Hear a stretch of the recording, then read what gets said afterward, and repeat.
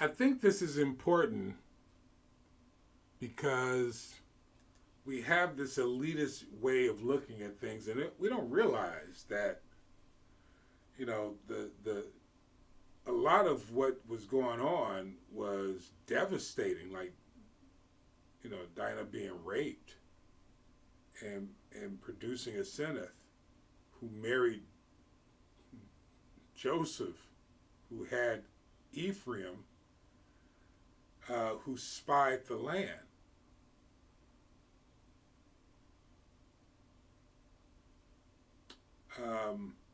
Well, Ephraim didn't spy the land, but Joshua did, who was O'Shea of the tribe of Ephraim. Spied the land with Caleb,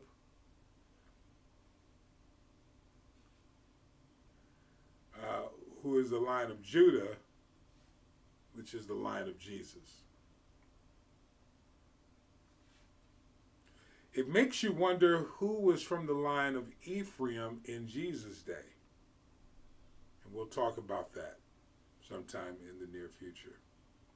But what I want to focus in on right now is the idea that Aseneth, the wife of Joseph, being raped by Shechem, who is of the tribe of Canaan, which is of the tribe of Ham,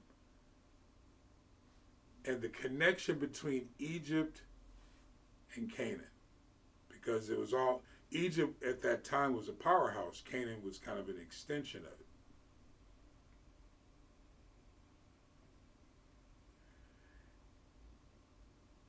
And it would be easy to discount the authority that Joseph walked in his time. And this is way after Joseph's time, right? But it would be easy to discount that, except Egypt was doing well all the way up until this point, until this mass exodus. And I think they even did well after that. But now you have to get into history and the Pharisees. And I think at this, they were doing very, very well. Egypt was conquering a lot of lands. Canaan was one that was conquered. And they conquered even after this as well. So Egypt was very wealthy, very powerful.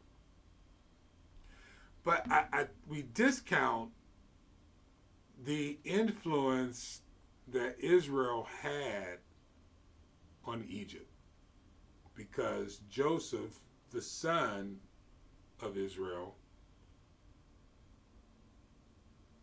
brought in the kingdom, because they had gone, and famously said, he had predicted 7 years of famine, which happened.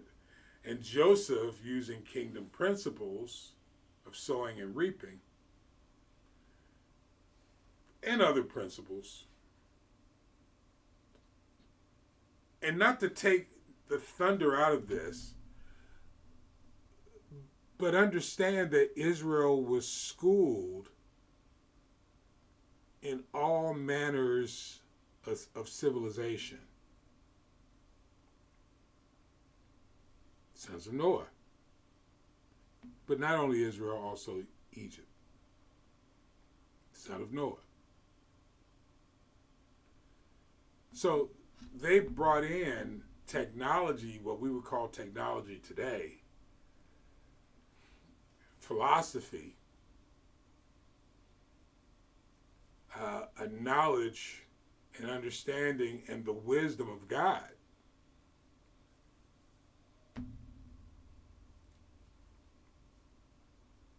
into Egypt through Joseph,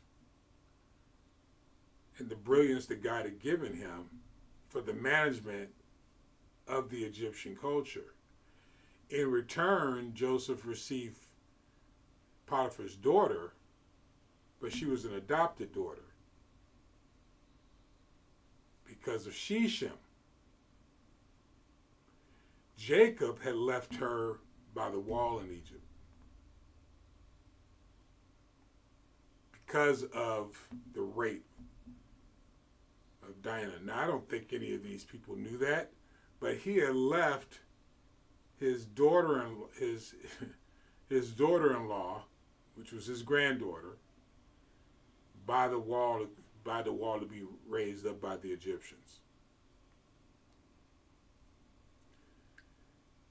And so it is when Joseph went through his experiences,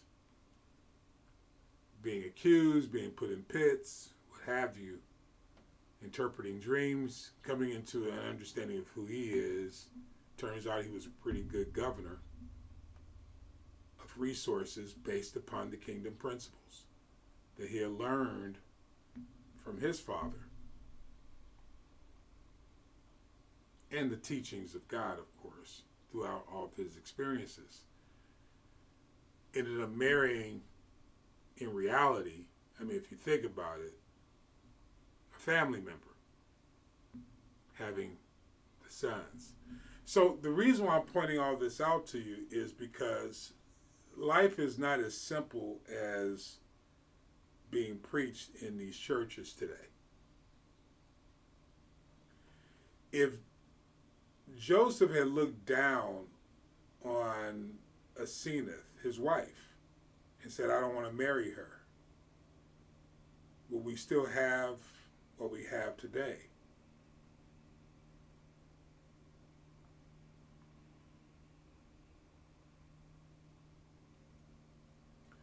Will we have a Joshua?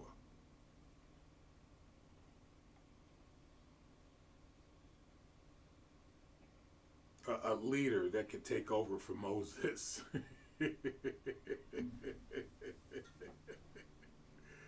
So I think we have to be careful in our desire, my children and grandchildren, my brothers and sisters in Kenya, and whomever else this benefits. God bless you all. We're on a journey from Genesis to Revelation. So I think we have to be careful who we think is worthy. Drawing conclusions based upon someone's church affiliation or temple affiliation or mosque affiliation. I think it's very dangerous. Because you got to find it interesting that Moses, tribe of Levi, son of Jacob,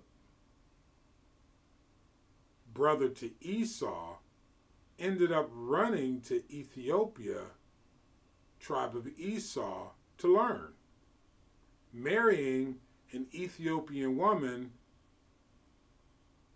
And you have to find it interesting that his brother and his sister Miriam, and his brother who he was training or was under his tutelage, Aaron, spoke against his wife and was found that was wrong. How can that not be wrong for you?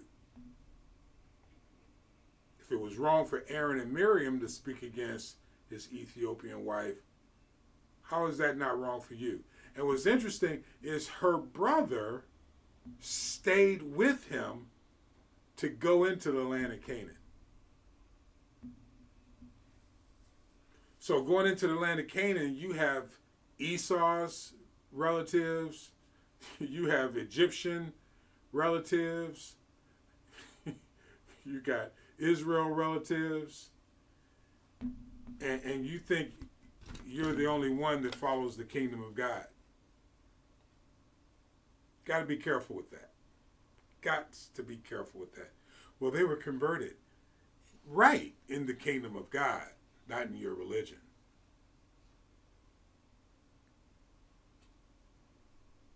Well, Jesus says, I am the way, the truth, and the life, and no one comes to the Father except by me. Right.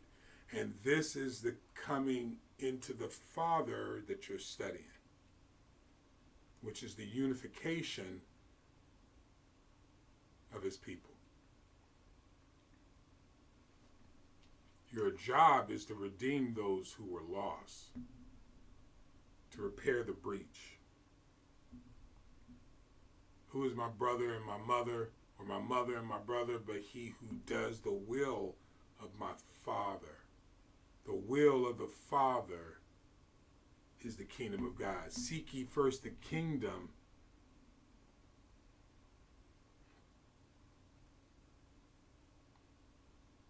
Can't miss the righteousness. We now ascribe righteousness to the grace and mercy of God, but this, what I'm describing to you, is the righteousness of God. His redemptive power, his redemptive work. You are not the only one qualified to receive my grandchildren, my brothers and sisters in Kenya, from God the Father, the kingdom of God.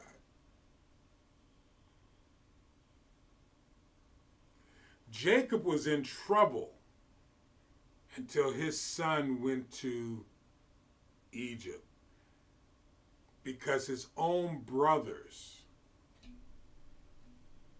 didn't receive him. Did not. They didn't receive his leadership. They didn't receive his vision. Egypt did. My own brothers in the faith and sisters don't receive me. That's just the way things work. And that's okay, because the dependency is on the kingdom of God.